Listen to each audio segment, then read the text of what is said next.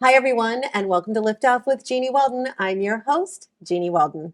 We kicked off episode 1 of the second season with inspiring and intelligent resources for everybody.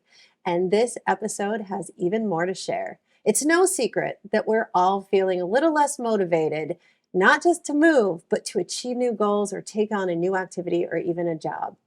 Enter Sonia Satra with some ideas that will make you get off the couch and get moving, literally. Sonia Satra is a former soap opera star, award-winning mind-body coach, and motivational speaker.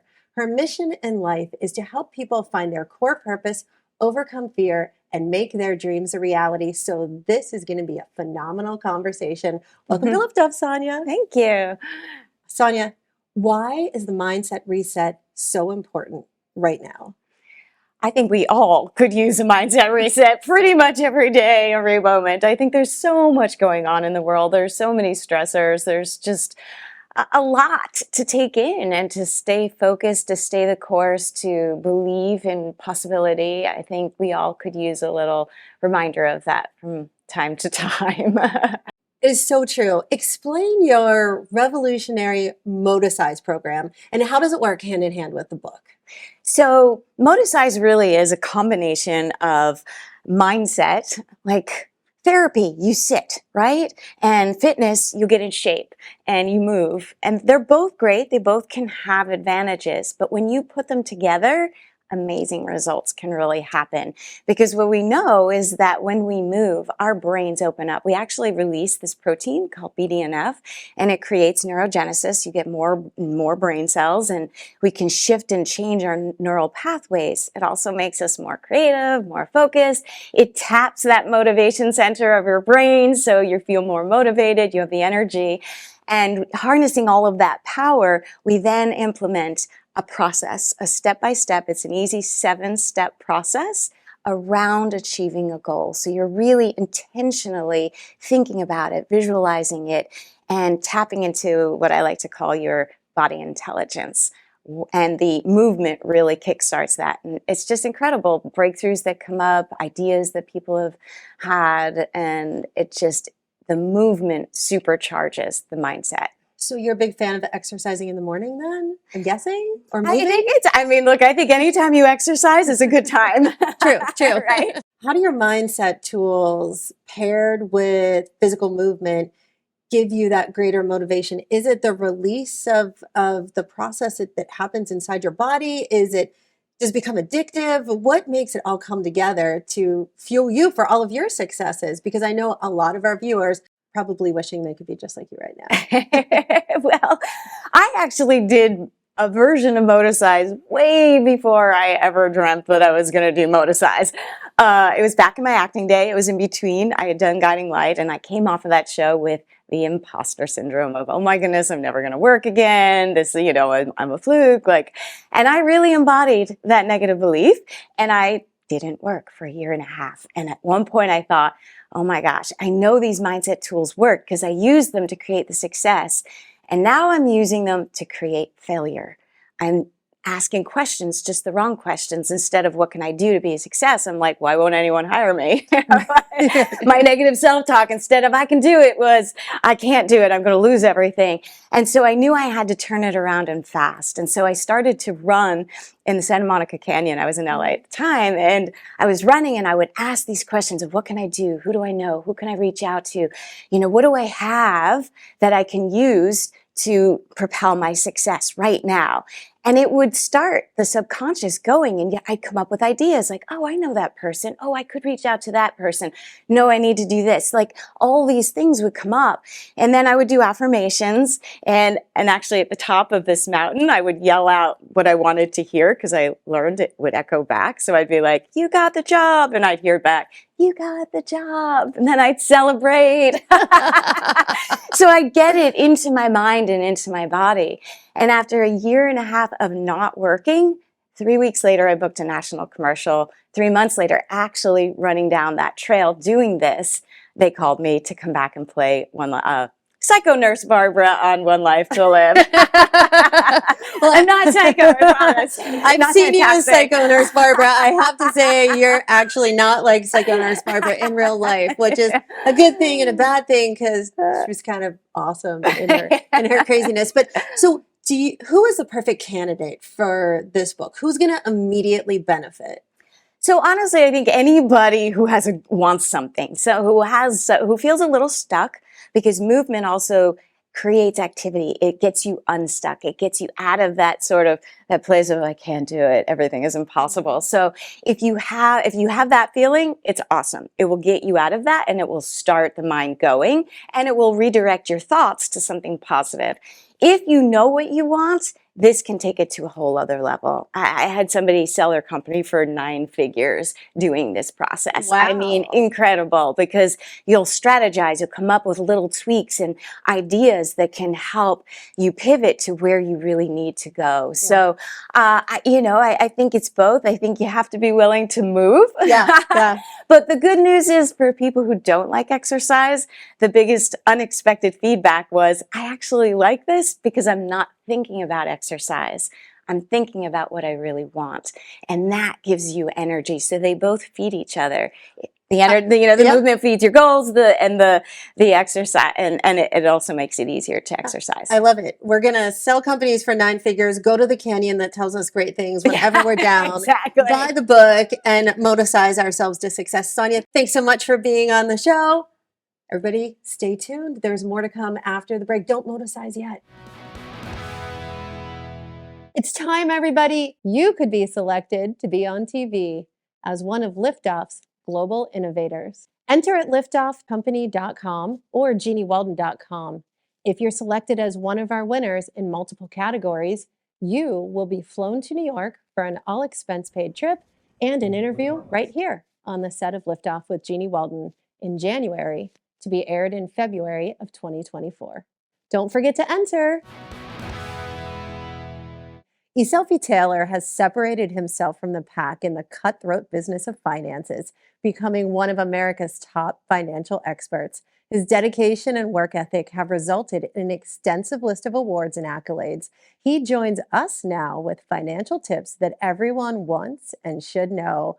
Welcome to the show. Hi, thank you for having me. I'm so excited to have you here because I have a million questions for you. But let's start with something that I think is on everyone's mind, not just mine, or at least it should be. At any age, when do you decide it is time to retire? I know we all feel like we're ready to retire starting at 20, but when do you know that you're ready to retire? Yeah, I call retirement, it's the point at which you remove the have-tos from the equation. It's not about being 62 or 65 or 67. It's the point at which you've achieved financial security. And then you're doing things because you want to do them, not because you have to do them. And unfortunately, most people just don't know, well, what's my number, right? How much money do I actually need to have saved to retire comfortably? And I always say, if you aim at nothing, you'll hit it with amazing accuracy. So it's my job to help clients identify, well, what's that number that they can live comfortably on for the rest of their life, and then go from there. See, I thought you were going to tell me that today could be my last show and I could just go retire, but I guess, we'll have to talk more about that. You'll be missed. We can't have that. Sorry. All right. Okay. Retire. All right. Well, all right. Let's talk credit cards. In your experience, better to save your money or use it to pay off credit cards? Yeah, there's 2 mindsets out there. There's a debt elimination mindset and an asset accumulation mindset.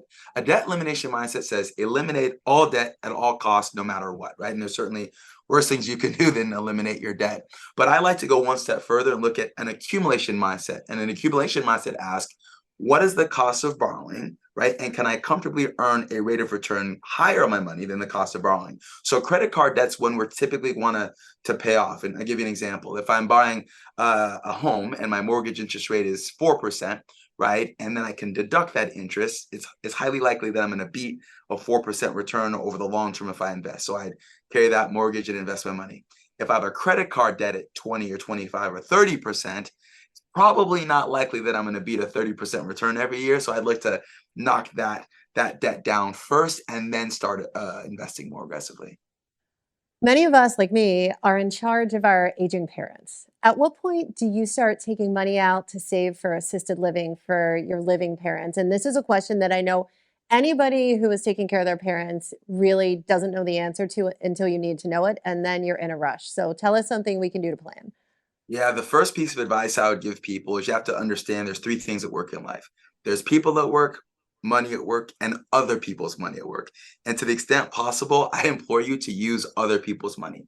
If your parents are still healthy today and they're going to need, or you anticipate them needing care down the road, I'd actually have you think about getting long-term care insurance for them, right? Take the risk of paying for your parents' care off of your shoulders and give it to the insurance company. I do that for my mom, right? My mom, bless her heart, right?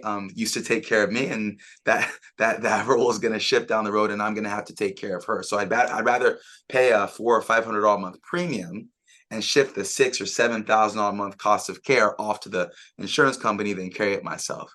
Now, if you say, well, unfortunately, I didn't do that, and my parents are in a position now where they need care, then again, then it's more of a challenge. But to the extent you can be proactive and plan against that, I would advise that. And if not, just brace yourself, because the cost of care, I think it's estimated in the United States to be about $8,000, a month on average, right? So it's a hefty pill to swallow. So to the extent that, then I would say definitely invest your money and try to get a rate of return on your money to slow down that drawdown of funds as you pay for your parents' care.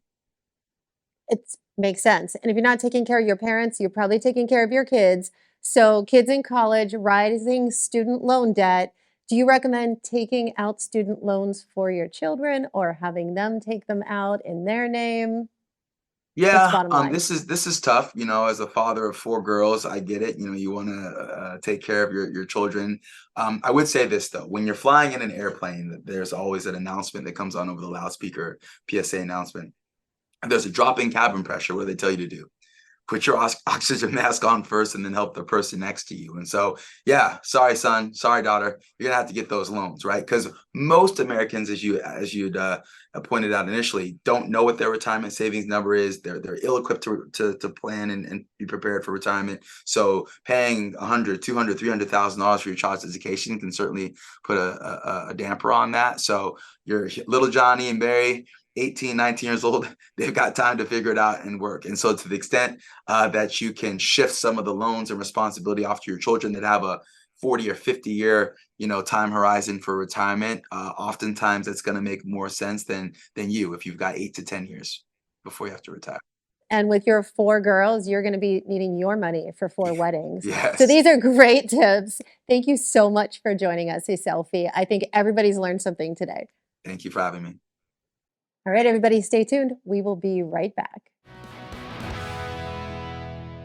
Our next guest is as inspiring as they come. Trust me, you're not going to believe it. Jenn Drummond, entrepreneur and mountaineer, is also a mother of 7 of her own children. That is crazy. And is being positioned for the Guinness Book of World Records as the first woman to climb the 7-second summits. And I wanted to make sure I got that right because it's an incredible feat. Welcome to Liftoff, Jenn. Hey, thank you for having me. Thank you so much for being on the show. It seems to be your lucky number, 7 summits.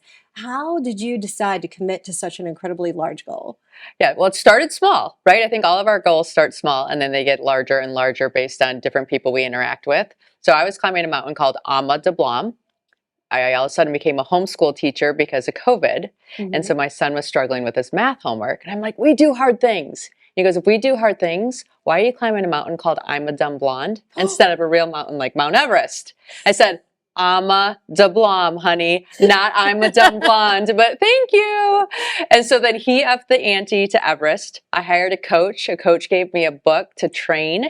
And in the front of the book, a lady got a Guinness World Record for doing something I thought I could have done. And I told my coach, I'm like, if I got a Guinness World Record, my kids would think I'm cool. They learned how to read on these things. And he came back a few weeks later and said, oh, I have a record for you. I think you should be the first female to climb the 7-second summits. I'm like, well, what are they? And he goes, they're the second highest point on each continent.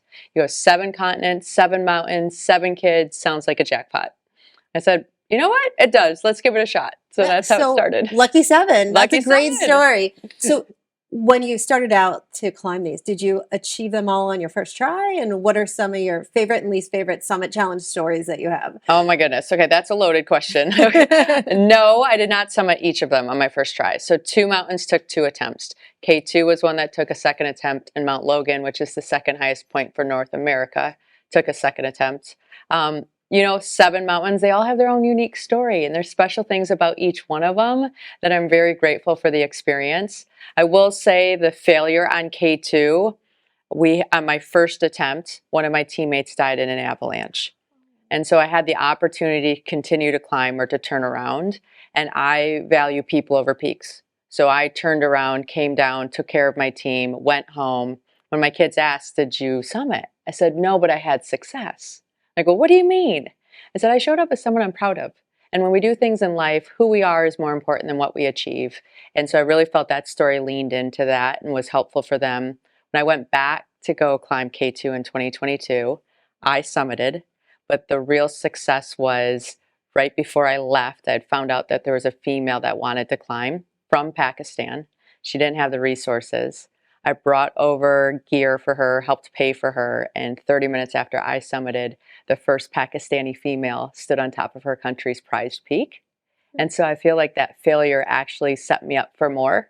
So any times that we're in life and we're struggling and having failure at us, I'm asking you to just pause for a second and see where maybe more can show up. Yeah. So I have goosebumps listening to your story. It's so incredible. And taking all these lessons, you've turned into a motivational speaker. Yes. Right? So how do you just bring everything that you've experienced and all these stories into your motivational speaking in your everyday life? Yeah, so I've number 7, right? So I decided to block all the different lessons into 7 concrete lessons that I could share with people. So I wrote a book, Quit Proof: 7 Strategies to Build Resilience and Achieve Your Life Goals.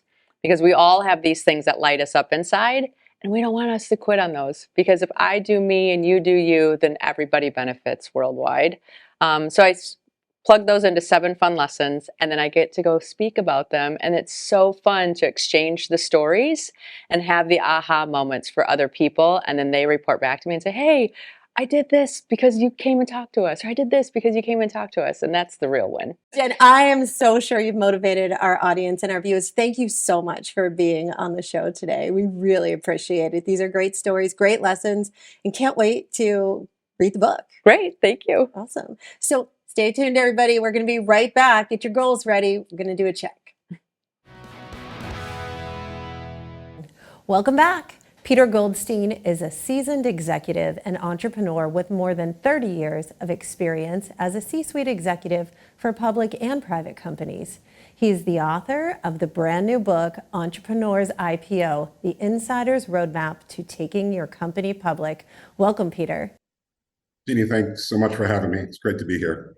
You know, Peter, in this economy, I think there are so many of us who are waiting for our favorite companies to have an IPO.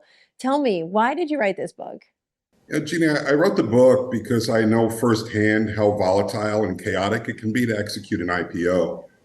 And after 30 years as an entrepreneur working with emerging growth companies, really from all over the world, I found there's a lack of understanding for small cap and micro cap companies about the IPO process. So I wanted to provide a resource that can make the process easier to understand for entrepreneurs and so that they can fulfill their vision. And my goal with the book was to create an educational resource that fills a knowledge gap and contributes to the growth and success of more entrepreneurial companies entering into the public markets. And with so much going on in the world, the markets are down, they're up. We've been waiting so long for some IPOs. I think we started to see a little bit of activity. Do you think now is the right time for companies to go public, or just think about it and still keep planning? Yeah, listen, I agree, Jeannie. It's a complex time in the world, right? And that's currently kind of demonstrated by the IPO market being up and down approximately 7% this year as compared to the same period in 2022, which is dramatically down from 2021, which was one of the best IPO markets we've seen in 20 years. So I think in this market, it's really more important for companies to have a solid business foundation and clear objectives when considering an IPO. I will say that late 2023 and 24 could be seen as a resurgence of IPOs, and the outlook is very favorable for an increase in IPO activity. So successful IPOs of 2024 are already being planned and prepared for by forward-looking management teams. Well, it's a perfect time to start planning. And I've been at enough startups to know you do need to plan early and you need to have a plan B and sometimes all the way down to plan Q. But what do you recommend companies should do to prepare for the most successful IPO? I think first thing is just that, that you want to look at what's the time frame that you'd like to be ready to go public and then be committed to the process, even though things may change during the timeline. So we recommend that you start, 12 to 18 months prior to wanting to be publicly listed, and then create a clear roadmap. And that includes strategy, direction, milestones, timeline, and the budget for successful execution and to align all of your stakeholders. So just think about it like any other foundation. You want to create and prepare a strong foundation that you can continue to build on over time as a public company with long-term sources of funding. Yeah, I'm so glad you said 12 to 18 months, Peter, because coming from the marketing side, you really do need that much time to get the brand out and built and market. Peter, thank you so much for joining us today. Thanks, Jeannie. My pleasure. All right, everybody, that was really interesting. And if you're an entrepreneur thinking about an IPO, definitely get that book. There's more to come after the break. Welcome back. John Kearon has been dubbed Ernst & Young's Entrepreneur of the Year, and his agency, System1, the effectiveness agency, has been voted Most Innovative Market Research Company, more than any other. And it's true. John's here with us today with tips for translating the language of creativity into the language of business, aka money. Welcome, John. Welcome, Jeannie. I love this. You're really good at this. I was listening to the previous ones. Oh, thank you. Thank you. Look, we got a testimonial during the interview. Right. That kills two birds with one stone, saves time, makes us more money. So you do just like that, live up to your name. That was very simple. So John, tell us, why did you start System1? Okay. So I'd been a client at Unilever. I'd been in advertising. Every time I came across quantitative market research, it was awful. I mean, it was never predictive. It had no useful sort of insights or diagnostics. And so it was like, time to reinvent this, okay? And basically I took psychology. So the route has always been take psychology and find clever ways to use it and build it into quantitative market research, which actually predicts things like election results, as well as that. We just do that for fun. But we did predict, that Donald Trump would not only win the Republican nomination, but he would then just beat Hillary. And that was 11 months before the 2016 election. We then predicted that Biden would just beat Donald Trump. And we will be doing it again in January, just for fun. Now, how early do you do the predictions? 11 months before. Wow. It's actually more predictive 11 months out than it is 1 month before the election. Interesting. So horse races, other types of sports betting. Why are we sitting here and not on a yacht celebrating your technology? Horse racing, dog racing, all the rest. Let's say it's a bit more random, but yeah. Okay, fair enough. Fair enough. Well, the topic of this segment is helping companies translate the language of creativity into the language of business, meaning money. Yep. How does System1 do that? So measuring the marketing magic, basically what we do is we measure how people feel. So you show them an ad. I mean, our business is mainly predicting which ads are going to be famous, which ones, I'm not allowed to swear, so I have not that good, mainly not that good on a 1 to 5 star scale. So if I tell you that less than 1% of all ads, and we've tested 100,000, are 5 star, 4% 4 star. And basically what we're doing, because I invented the first way to measure emotions using a guy called Paul Ekman. He has 7 universal emotions: happiness, surprise, contempt, anger. I always get asked by clients, there are 5 negatives here. There's only 1 positive, happiness, and surprises, could be either. I'm like, yes, that's human emotions. Yeah. We actually, experience the negative ones rather more subtly, if you like, and often. So we just measure, here's an ad, tell me how you feel by clicking on which emotion. And then they click on surprise. To what degree are you surprised by this and why? So one of the other things I invented right at the beginning was something called the mind reader, which was a self-structuring way so people can type in their own answers. What 3 things come to mind when you think of Jeannie's show? And people say, obviously, fabulous, entertaining, brilliant. And then you just ask, basically, well, when you say fabulous, what did you mean? So it's like a sort of self-structuring thing based on evolutionary psychology. Yeah. So from the technology, then what are you finding is the one mistake, the biggest one mistake that all brands tend to make that we're going to change the world with right now because you're going to share it right here on the show? They bore people to death with their sort of rational message. Oh, We are brilliant because blah, blah, blah, blah, blah, buy me now. mhm. Nope, nope, nope. Make people feel something, tell a story, use character, use music, use humor. You know, you don't have to use all of those. But basically, think the film industry. That's basically the best ads are like mini films. They make you feel something. They tell a story. You know, they actually move you. Yeah. And then you remember them. The best ones, the 5-star ads, people remember them for decades. I mean, That's you know, if you think back to your childhood, you know, it's like, well, what ads do you remember? Those are the ones that were brilliant. Yeah, And that's they're- true. And they're still brilliant. Yeah. Well, and now we've got the advent of AI, and AI is such Yeah. a hot topic these days. What do you say to people that are considering using AI to create ads? Good idea, bad idea? Really good idea, but it's experimental. I mean, I love an experiment, so, you know, I would say that. But I'm working with a guy called Noah Breer, and he is Mr. AI Marcoms. Brilliant guy in Brooklyn. Everyone seems to live in Brooklyn. It's where I've been staying. I love Brooklyn, by the way. It's great because everyone meets in a bar. That seems to be where most business meetings take place. Anyway, AI. So I've been working with him, and he set this challenge to the creative agencies to come up with a print ad for this fictitious brand called Volt. And it was a caffeinated sparkling water. And then he got AI teams to come up with a AI-generated print ad. Mhm. And he did a Turing test with creative directors to say, can they even spot which one's AI and which ones were created by real creatives? No, 50-50. So it was like coin cost.